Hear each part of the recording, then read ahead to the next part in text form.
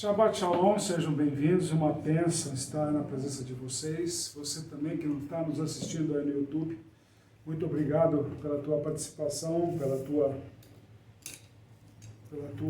vida, né, que tem nos abençoado grandemente aí, nos dando apoio, nos dando todo incentivo também, compartilhando também nossos vídeos aí. Muito obrigado, e que realmente Deus multiplique de bênçãos sobre tua vida. E, novamente agradeço a Deus pelos testemunhos escolhidos dessa semana também, são inúmeros também, e cada vez mais, cada semana que vem passando, está aumentando, assim, não é aumentando, até estou sendo leviano com Deus, está multiplicando. É uma situação tipo assim que nesses 15 anos aí de vida com Deus e tudo mais, esses últimos tempos assim, eu mesmo estou dando testemunho do quanto Deus está multiplicando, conversando com a gente, passando a mensagem para tantas pessoas, e realmente agradeço muito pela confiança dele em todos nós que estamos aqui fazendo parte do Cajado de Deus, e a vocês que também estão ouvindo e repassando essas bênçãos, porque cada vez que as pessoas ouvem, nem que seja 10 minutos de mensagem, alguma coisa nesse sentido, entendeu? Estão recebendo bênçãos assim assustadoras, né? Estão dizendo pelo menos mensagem de WhatsApp e tudo mais para nós aí, que realmente é uma situação fantástica. Tá? Então agradeço grandemente a todos vocês aí por nos ajudar a fazer com que essa obra atinja corações por aí de todos aqueles que precisam de uma palavra do Senhor, né? Sair daquela mesmice, né, do que nós vemos por aí, né, que já tem gente até reclamando, né, que se não tiver lá uma figura lá roncando dentro da igreja, ou não tiver lá alguns movimentos lá, não é culto, não teve graça. Isso me faz lembrar, um tempo atrás eu estava participando de uma reunião, de um conselho lá em Guarulhos, e teve uma pregação fantástica, né, de um pastor, o apóstolo, melhor dizendo, né, o apóstolo Alessandro, e obviamente foi um pouco longa até, né, porque Deus queria dar detalhes, mas houve um pessoal reclamando que não teve lá aqueles movimentos, aquela roncador, desafio com demônios e tudo mais nesse sentido. Até um apóstolo chegou para mim e perguntou: você gostou da pregação? Eu falei: pô, eu adorei, cara. Disse bastante coisa, a palavra de Deus, né? Porque tem gente que está reclamando aí que não teve. Eu falei assim: bom, precisa ver se eles estão com Deus, né? Porque a igreja não é lugar de, como é que se diz assim, para agradar homens. Jamais deve ser um lugar para agradar homens. A igreja deve ser um lugar onde você ensina de Deus para aqueles que estão ali, onde você vai entrar em oração, você vai entrar num culto espiritual, não de fanfarronices e uma série de coisas mais, para agradar olhares, ouvidos. Então fica uma coisa estranha, e Deus vai dar bastante coisa para nós hoje. Ele tem aqui, a porção de hoje vai dizer que são as partidas, Gênesis 28, 10 a 32, 3, 1 Samuel 20, de 18 a 42, Mateus capítulo 12, João 1, 43 a 51.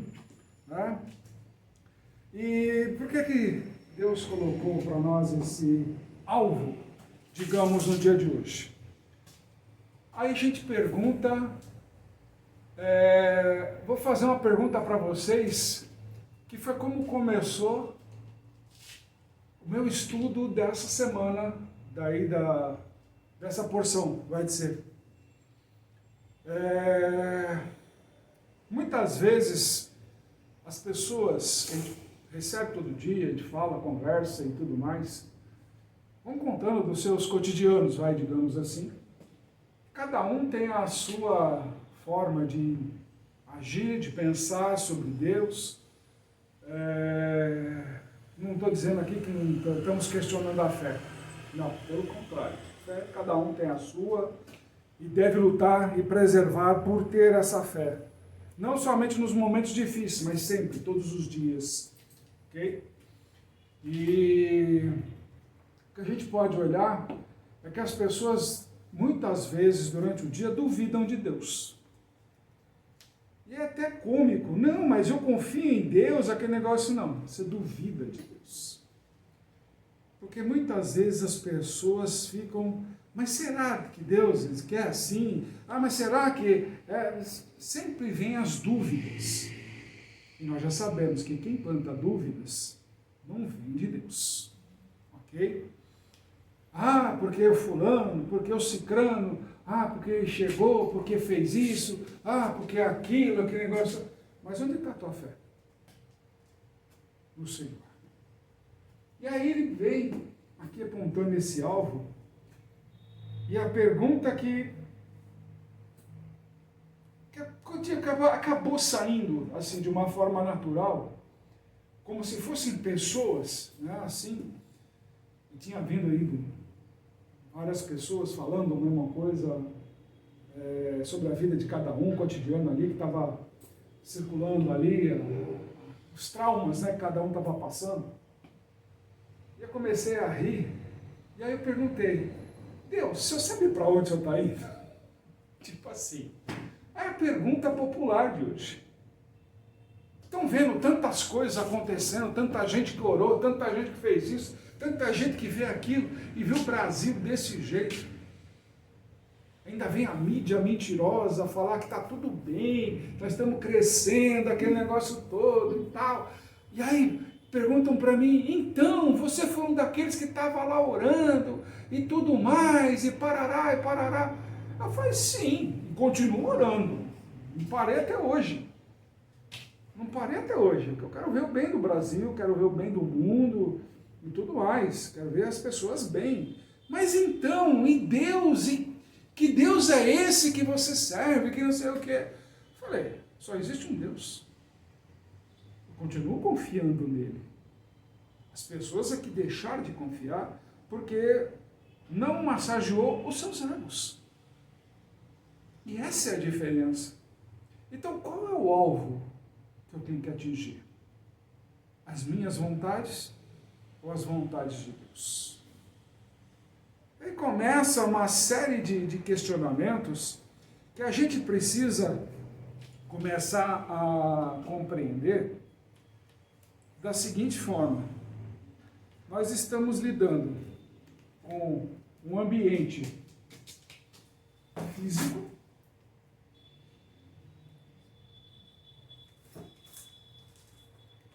ou espiritual.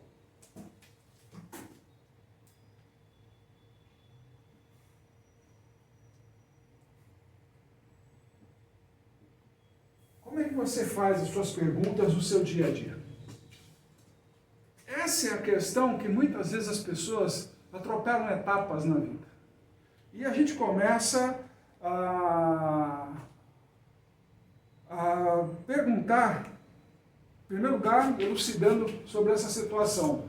O que nós colocamos como aspecto físico? Seriam o quê? As nossas colocações de caminhos, situações, né, que nós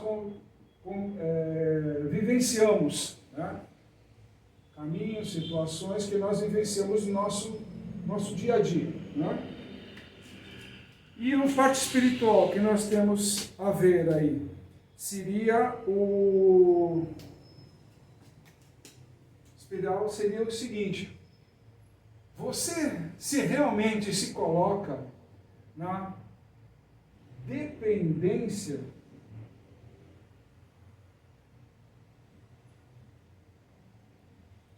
de Deus?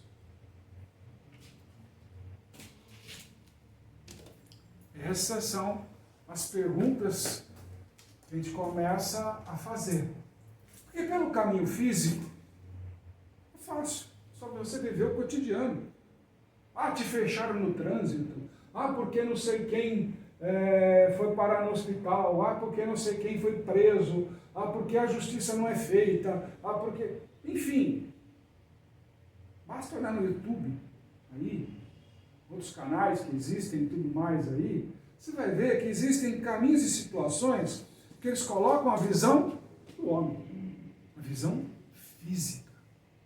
Ainda vem juristas, vem matemáticos, vem uma série de pessoas aí dentro do seu quinhão de conhecimento e começam a falar de uma série de coisas, mas todos são unânimes a perguntar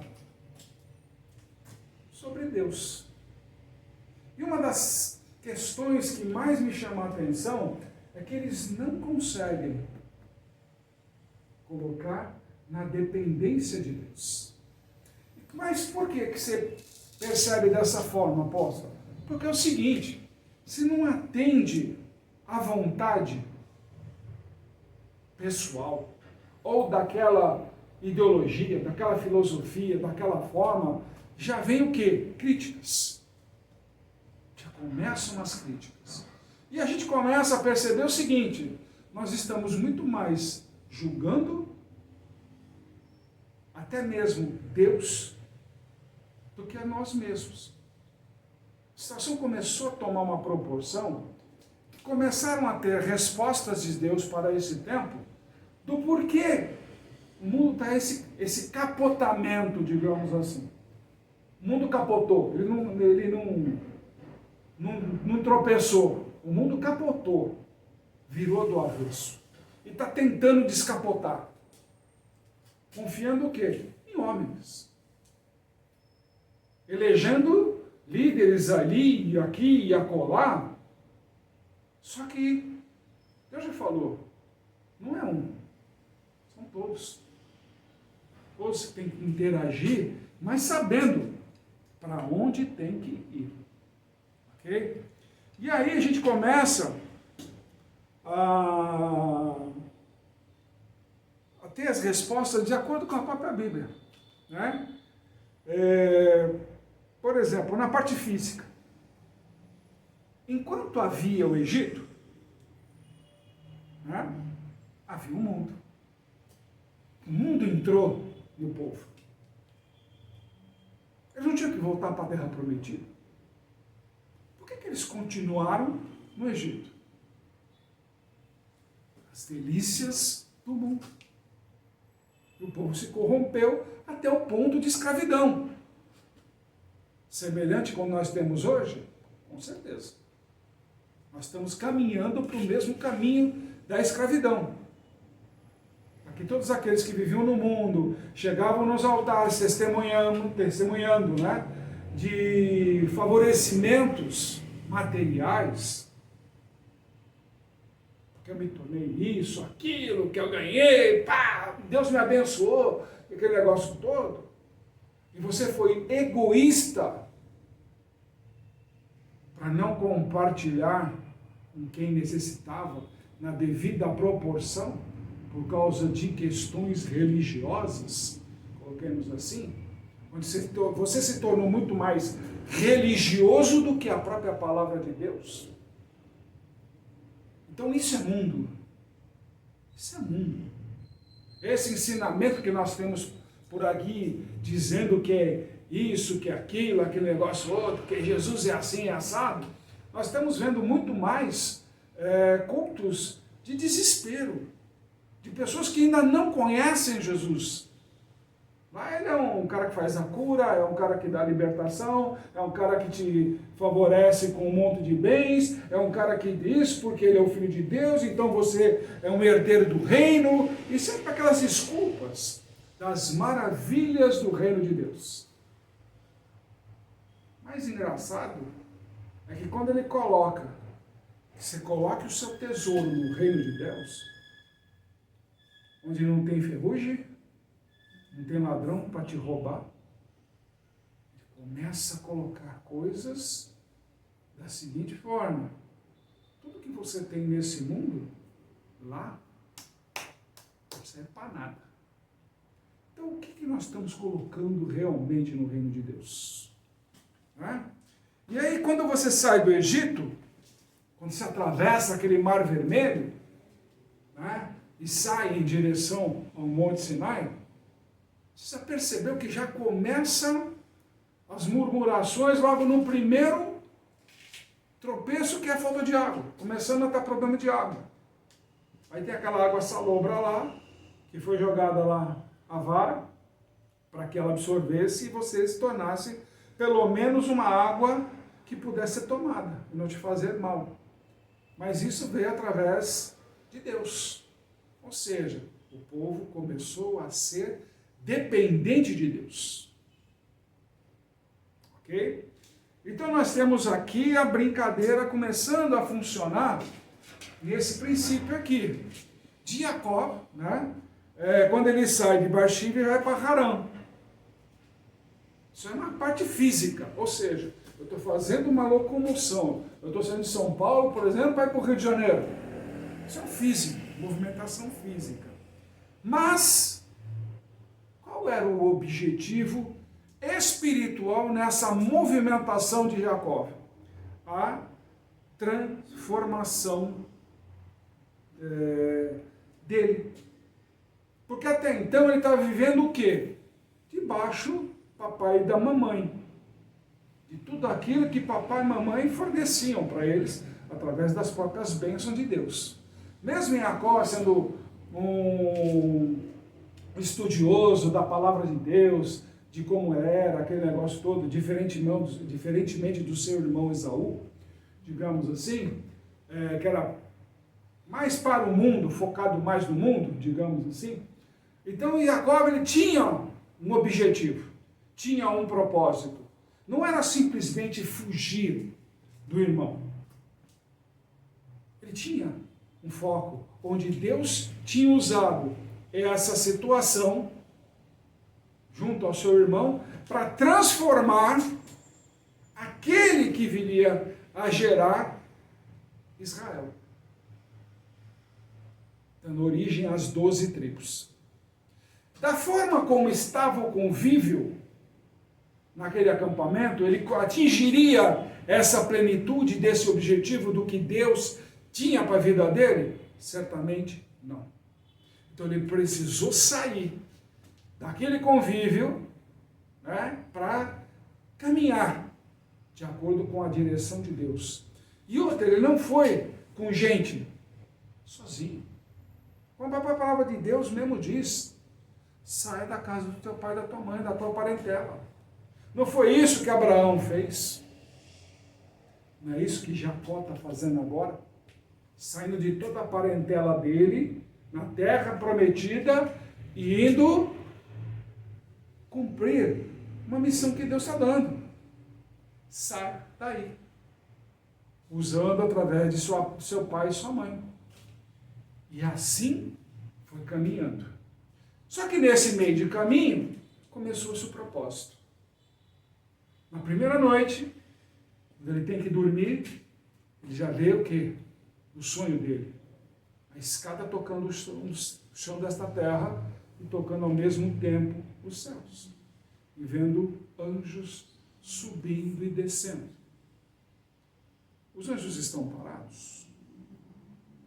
Se nem anjo fica parado, por que o ser humano quer tudo de mão beijada? Quer ficar parado esperando que a bênção chegue? Começam-se as perguntas por aí. Por que você quer ficar debaixo da asinha de onde você está? Não estou falando apenas de um convívio familiar e tudo mais, porque muita gente chega reclamando, por causa disso, daquilo, porque na empresa, porque as situações não estão dando certo, por causa disso, por causa daquilo e tudo mais. Escuta, muda o ambiente. Muda o ambiente. Porque às vezes, muitas vezes, nas coisas, para que você encontre uma transformação de acordo com a vontade de Deus, você tem que deixar para trás muita coisa. E é aí que mora justamente a bênção de Deus. É quando os anjos realmente cumprem as ordens que Deus determinou para ele. mas eu tenho uma promessa de ter uma empresa, de ter isso, de ter aquilo. Mas você saiu do seu lugar? Você continua naquela mesmice. Ah, mas aquilo, mas não sei aonde. Quantas vezes está tendo na própria igreja? Você não sai daquela mesmice, daquela situação. Você fica ali, não, agora eu sou obreiro, agora eu sou o secretário, agora eu sou o auxiliar do pastor, agora eu sou o pastor.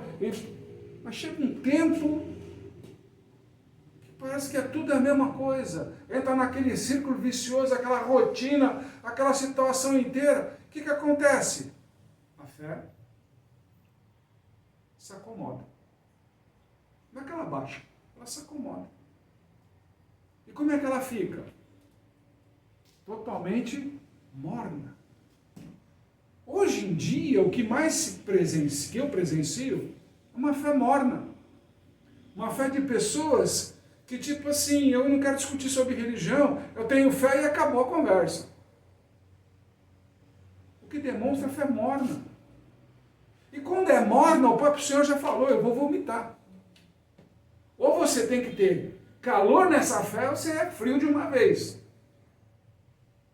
Ah, eu tenho fé. É morno. Ou você faz isso incisivo, de uma forma potente, ou então é morno. É melhor que esfrie, então. Para alguém lá te esquentar. Botar fogo.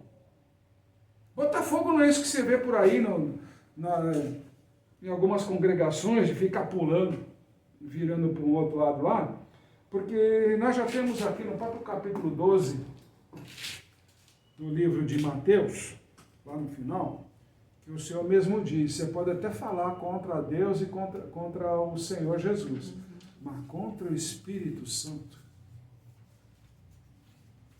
Quem disse esses festivais malucos que às vezes colocam por aí, do roda-roda, aquele negócio todo lá, é o Espírito Santo. Não coloque na boca do Espírito Santo aquilo que vem do homem. Porque se você falar contra Deus e contra Jesus, tudo bem. Mas contra o Espírito Santo, já está dito ali. Não são palavras minhas, são do próprio Senhor. Então já fica o alerta aí. Você que gosta de participar desse tipo de coisa e tudo mais, precisa ver se você não está fazendo mais pelo seu lado físico do que pela compreensão espiritual. Ok? Precisa se dar sempre essa direção. Ok? Então vamos voltar aqui. Então quando Jacó sai, depois de cumprir a sua jornada, eu não vou entrar aqui que ele foi lá com Labão, casou, eu não vou ficar aqui entrando nesse tipo de coisa, está escrito a palavra, você já conhece, né? A história de Jacó lá com Labão, em Harã. Então quando ele sai de Harã, que chegou a hora dele voltar para casa, ele está vindo com as suas 12 esposas, seus 12 filhos e tudo mais, 11 filhos, perdão, né, que Benjamim só foi nascer lá já na terra de Israel, né? Onde Raquel faleceu. Então, quando ele está vindo com seus 11 filhos, aquele negócio todo, Labão vem atrás. Opa, você vai embora por quê? Para quê? Ele não está indo atrás das imagens que foi roubada dele, nada disso. Ele falou, como é que um cara de Deus está indo embora, me abandonando? Eu reconheço que sem ele, eu nada tive, eu sou dependente dele. Meus filhos também são dependentes da bênção que Deus produziu através dele. E aí a gente faz aquela pergunta, quanto tempo você tem explorado aquele que realmente é usado por Deus para abençoar, derramar de bênção sobre a tua vida? Há quanto tempo vem isso? Tanto que Labão pede para ele abençoar, fizeram o pacto ali, fizeram uma aliança e tudo mais, passaram lá entre os animais e beleza. Labão falou assim, estou abençoado, vou voltar para minha terra, mas vou seguir o Deus de Israel. Aprendeu a lição. E por muitas vezes você acaba explorando aquela pessoa que está derramando bênção sobre a tua vida. Mas você nunca a reconhece até o dia que você a perde. Isso é normal. É o que mais a gente olha por aí. Mas acaba ouvindo aí pastores entusiasmados, aí ministros entusiasmados com uma série de coisas, com um poder de neurolinguística aí fantástico, aquele negócio, tudo treinado, né, obviamente, porque o Espírito Santo não precisa falar desse jeito, porque no próprio capítulo 12, quando ele se lá nos versículos 18 a 21, ele se refere a Isaías, que vai estar lá no capítulo 42, de 1 a 4, onde ele fala assim, que ele faz o anúncio da justiça, né?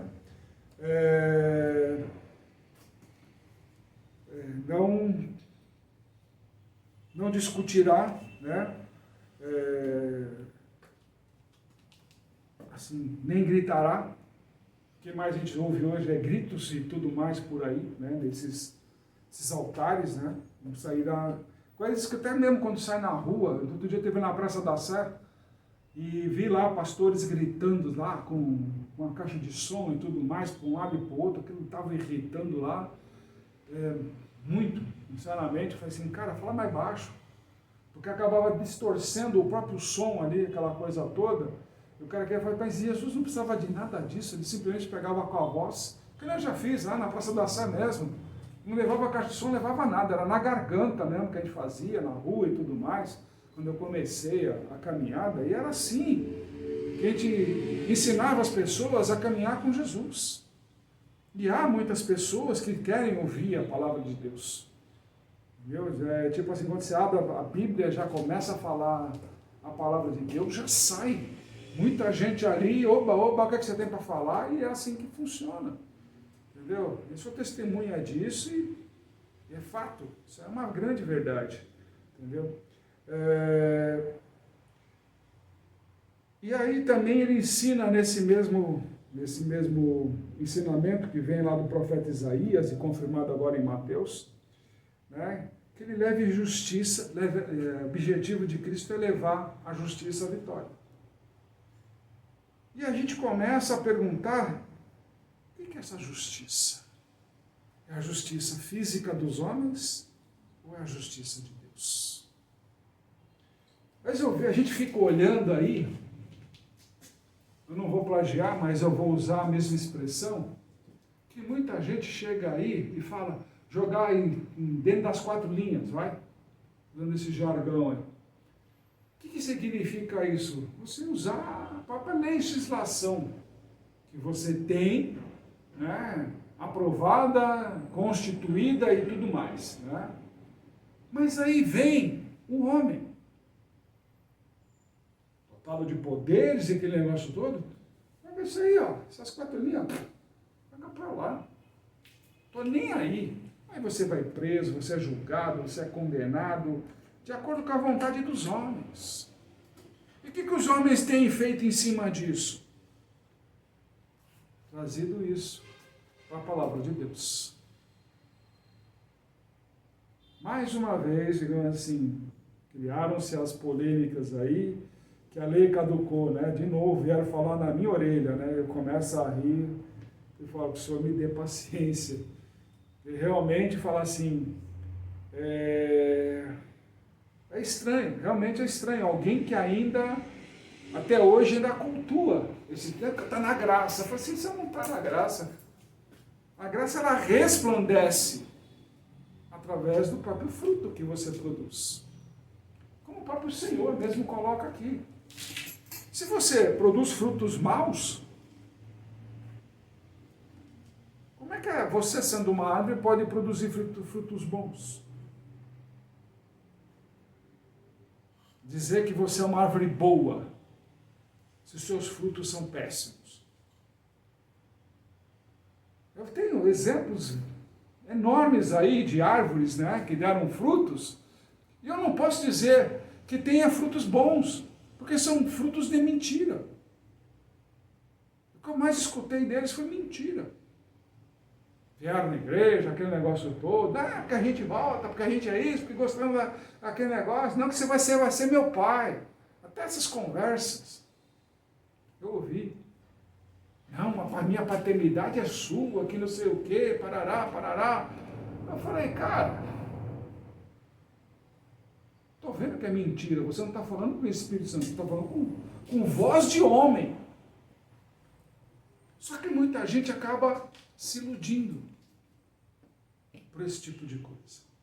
E é aí que Deus vem para cima da gente e pergunta novamente as questões, né? Que tipo assim, quando ele sai de Jacó, sai de Harã, né?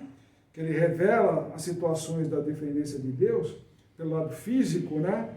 O que ele faz também pelo lado espiritual? Jacó, né? Ele estabelece Israel quando ele volta. Lembram da partida dele? A escada que tocava o solo também tocava os céus. E através de Jacó, quando ele pisa na terra de Israel, por isso que ele faz aquela luta, né? Eu quero a tua bênção, então a partir de agora o teu nome não será mais Jacó, será reconhecido como Israel. Ou seja, o ciclo da escada se completa. Ele pisa o solo de Israel. A escada toca o chão, onde há a comunicação direta com Deus. Esse ensinamento que ele nos traz, começamos a refletir da seguinte forma: onde estamos colocando a nossa escada? Onde está o nosso solo? Para que ela encontre esse repouso e nos conecte diretamente com Deus. Você passou por todas as etapas que Jacó passou? Do engano, da humilhação, do roubo, de tudo aquilo como ele passou. E superou todas as etapas como ele superou? Ou você ainda continua criticando o mundo, murmurando do mundo, fazendo daquilo, porque o outro, porque aquele, porque não sei quem, porque não sei o que mais, porque não sei o que. Não tem uma reclamação de Jacó em toda a sua estada em Harã e com seus familiares, hein? E tem gente por aí que fica aí, agora aproveitando as épocas aí de festas e tudo mais, é o encontro da família, é o encontro da família, é o encontro da família. O que Jacó passou com a própria família. A única coisa que serviu foi para dar 2 esposas para ele. Na verdade só queria uma. Mas acabou vindo com 12 e mais 2 concubinas. E 11 filhos. Aí. Ou seja, ele foi produzir o que Deus proveu para ele. E ensinar, através dessa situação, a ser obediente a Deus. Eu tenho que trabalhar? Vou trabalhar. Eu tenho que produzir? Vou produzir. Vou reclamar? Não. Mas ele sempre foi fiel a Deus. Desde o amanhecer até o anoitecer. E Deus foi abençoando e mudando o quê? O próprio caráter de Israel. Para ele chegar ao nível de Israel, sair de um simples filho de Isaac, a se tornar um verdadeiro Israel, ele teve que percorrer um caminho muito grande. O que hoje em dia, se a gente coloca para essas pessoas que estão por aí, às vezes murmurando e tudo mais, até mesmo nas próprias igrejas, atrás de culto disso, culto daquilo, que nunca te levam a lugar nenhum, você fica plantado durante anos lá e nada se resolve, está na hora de levantar acampamento. Não, mas eu vou com a... Não, Jacó foi sozinho. Jacó foi sozinho, de cara para o vento na fé. recebeu sua única bênção. Eu sou contigo. O compromisso de Deus. E o compromisso de Deus em todo aquele que crê, verdadeiro, não é que acredita, não. Quando você fala que acredita em Deus, é que você tem dúvidas. Aquele que realmente crê no Senhor, Ele vai estar acompanhando você. Vai estar te livrando, vai estar dando ordem aos anjos, vai estar fazendo tudo aquilo que lhe é pertinente. Mas desde que você se torne dependente de Deus. Essa é a regra do jogo. Essa é a regra do jogo. Então se perguntam o seguinte, então esses cultos que fazem por aí e tudo mais, então quando eu sou abençoado, por quem? Pergunta aqui no capítulo 12. Quem os líderes, os sacerdotes, os ministros, os pastores daquela época, os apóstolos daquela época, diziam que Jesus servia a quem? E o que mais você tem na igreja hoje? O que mais chama a atenção, senão os próprios cultos de libertação? Onde você movimenta quem? Aqui. Aqui. Jesus precisava fazer show?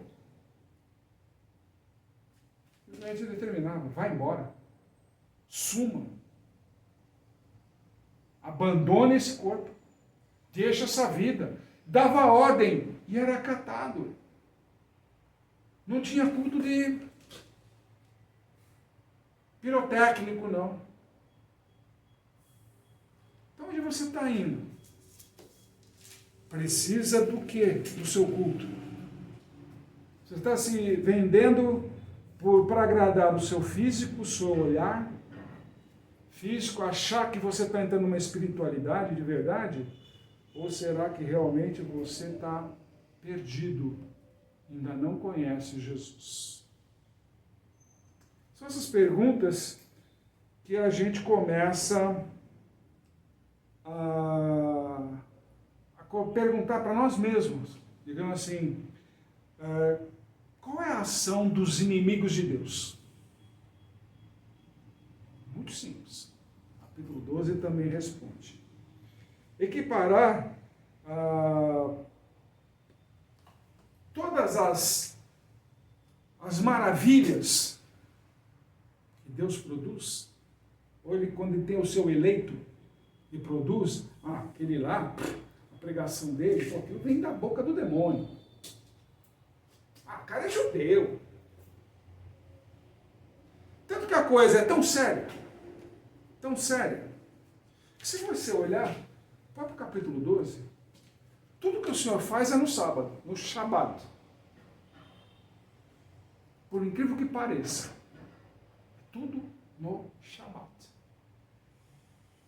E aí você faz uma reflexão da seguinte forma: por que até hoje o Shabat é uma abominação na igreja?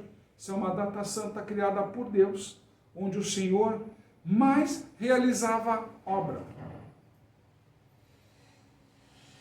E o Shabat é o dia da bênção. É o maior dia de bênção da semana. Não, mas eu faço o culto no domingo porque foi quando Jesus ressuscitou, aquela coisa toda. Então, as mulheres foram lá no domingo, porque no Shabat não pode isso, não pode aquilo. Mas o Deus, o Senhor Jesus, está produzindo obras no Shabat. E por incrível que pareça, o dia que ele mais me usa para fazer obras, cura, isso e aquilo, é no Shabat. É incrível. Mas é 5 da manhã, já tem gente me ligando. Posso, calma, já estamos intercedendo. Acabou a festa. Resolvemos tudo. Deus já está na frente, já está no comando. Mas como? Já está no comando. Confie. Ponto. É assim, a direção de Deus é dessa forma. Ah, mas porque você tem uma forma diferente das outras igrejas, que não sei o quê. Isso é um problema das outras igrejas, não é meu. Eu faço o que Deus manda fazer. Eu não tenho aqui um rótulo. Ah, eu tenho que entrar, então o tecladista tem que começar a tocar a música às 6h30, para às 7 horas a gente começar as orações, começar a fazer a abertura, para ter aquele momento de meia hora, 40 minutos lá de pregação, né, ou enrolação às vezes, até muito menos que isso, né, que eu já cheguei em muitas igrejas, ó, você tem meia hora para dar a tua pregação. Eu falei, caramba, cara, ensinamento de Deus não é meia hora. Se o cara não sabe pregar o ensinamento de Deus, no mínimo, perto de 1 hora, se você não está disposto a escutar uma palavra de Deus por 1 hora, você não tem aliança com Deus. Reveja os seus conceitos. Reveja. Se você não está pronto, não está preparado, não, eu quero aqueles cultos motivacionais, que uma vez falando, eu adoro o culto motivacional. Então vai falar com os coaches. A igreja não faz culto motivacional. A igreja tem que falar a palavra de Deus, o ensinamento de Deus. Por acaso, se você nós já lemos até aqui capítulo 12, há algum culto motivacional de Jesus Cristo? Falando que você vai ser aquilo, que você vai ter aquilo outro. A única situação semelhantemente a essa, digamos assim, na devida proporção, óbvio, está aqui no capítulo 5 de Mateus, o Sermão da Montanha. Há aqueles que choram por falta de justiça. Não é isso? Não é isso que ele coloca? Ele coloca lá toda uma série de situações que realmente as pessoas não param para analisar. E tudo aquilo está nos Salmos. Já tinha sido escrito no livro de Salmos. E como ótimo salmista que ele é, então ele transportou para nós aqui tudo de uma forma resumida no Sermão da Montanha. Olha que bênção que ele dá para nós. Ele resumiu vários capítulos, várias passagens no livro de Salmos, ele colocou ali no Sermão da Montanha. Aqueles que têm fome de justiça. Não é isso? O que é fome de justiça? Aquele que a lei coloca, então vai ser honrado. Eu falei assim, não, filho. Fome de justiça. A única justiça que existe espiritual é a palavra de Deus. A palavra de Deus. Essa é a justiça divina. Qualquer outra justiça de homens, Deus não está nem aí. Foi o que nós escolhemos para conviver. Por nosso convívio aqui, achando que agrada a todo mundo. Está provado que não. Aqueles que não querem seguir o que está escrito na lei, está aí. Olha o exemplo. Olha o exemplo que nós estamos tendo. Não seguem a lei que o próprio homem criou. Mas a lei de Deus, ele mesmo fala, não acrescente e não tire. O que querem fazer hoje em dia na sua vida? Remover a palavra de Deus, só para que vocês acreditem que vocês estão na graça. Isso é uma mentira. Você só vai estar na graça através de obras, através da tua própria produção. Imagina aí, eu fico até imaginando, tem um apóstolo aí, escutando isso que eu estou falando agora, ele deve estar revirando. E cozinhando, xingando, falando mal, aquele negócio todo, como ele sempre fez. Você é judeu. Eu falei, não, eu sou de Cristo. Que numa reunião que nós tivemos, que ele veio me atacar, Deus me tocou tão forte, falou assim, fala aquilo que ele não tem. Amor. Ele tem orgulho. Ele Tem orgulho de ser apóstolo. Mas uma das coisas que ele não tem se chama amor. Simples assim. O que adianta eu ter tudo e não ter amor? Uma das coisas que mais Cristo me ensinou foi a ter amor. Não ao lugar, não às pessoas, não ao local. Então eu convivo aqui, então eu amo essas pessoas que eu convivo. Não, eu amo todos que estão pelo caminho. Indiferente. Mas e aqueles que te fizeram mal? Sigam em paz. Você não perdoa eles? O que eu tenho que perdoar? Sigam em paz. Você não me devem pedir desculpa, de perdão, de nada. Sigam em paz. Mas a gente quer. Sigam em paz. Xícara quebrada tem conserto? Tiveram a oportunidade? Ótimo. Quebraram a xícara? Quebraram. Eu entendi? Entendi. Que quando quebrou, ele separou. Siga em paz. É o que Deus quis aqui com Jacó. Quando ele volta, ele faz o quê? Ô irmão, eu sei que você é de guerra, cara. Eu não quero guerra. Está aqui, ó, Teodote como primogênito, está aqui Teodote como primogênito, que eu reconheço a tua autoridade como primogênito, entretanto, eu vou para cá e você vai para lá. Foi assim. E hoje em dia, qual é o alvo que você quer acertar? Ou melhor, qual é o alvo que Deus quer acertar na sua vida? Para que você tome a direção correta. Certamente, Ele está trazendo essa mensagem para você nesse dia, é porque é o seguinte, você ainda dorme no lugar comum, na tua zona de conforto. É hora de amanhecer, de se levantar, recolher as suas pedras e ir em busca daquilo que Ele tem para a sua vida. E é coisa grande, porque até hoje, em toda a Bíblia, em toda a história que até agora eu posso acompanhar, Ele nunca fez obras pequenas. Ele sempre deu oportunidade de coisas grandes. Aqui, essa própria casa aqui é um exemplo disso. Para quem saiu de um quartinho,